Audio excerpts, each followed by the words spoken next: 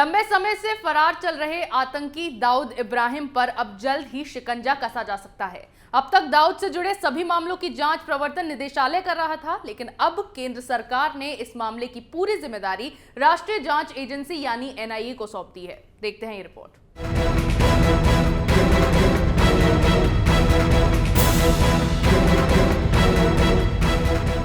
भारत ने अब अपने मोस्ट वांटेड आतंकी दाऊद इब्राहिम पर शिकंजा कसने की तैयारी कर ली है।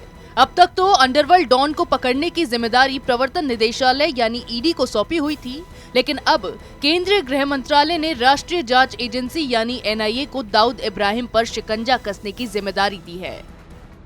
एनआईए ने दाऊद इब्राहिम, डी कंपनी और उससे जुड़े गुर्गों के खिलाफ गैर कानूनी गतिविधि रोकथाम अधिनियम यानी यूएपीए के विभिन्न धाराओं के तहत मामले दर्ज किए हैं।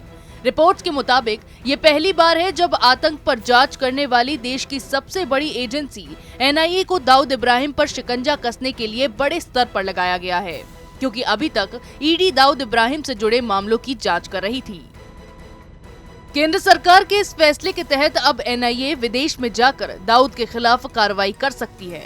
गृह मंत्रालय के मुताबिक डी कंपनी और दाऊद इब्राहिम भारत में terror funding, narco terror, drug smuggling और फेक करेंसी का बिजनेस कर आतंक फैलाने का काम कर रहा है।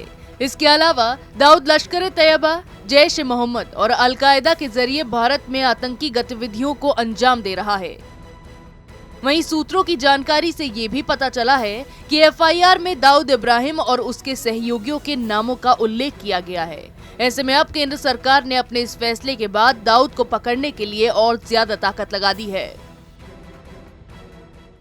दाऊद इब्राहिम 12 मार्च 1993 के मुंबई बम धमाकों के बाद से ही भारत का मोस्ट वांटेड आतंकवादी बन गया।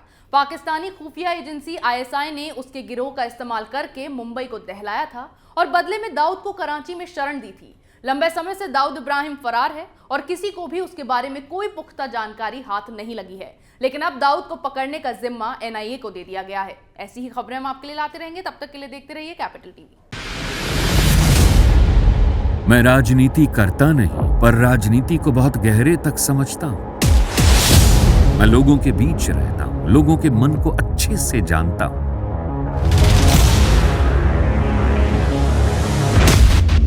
पब्लिक और पॉलिटिक्स की हर नब्ज को खूब पहचानता हूं।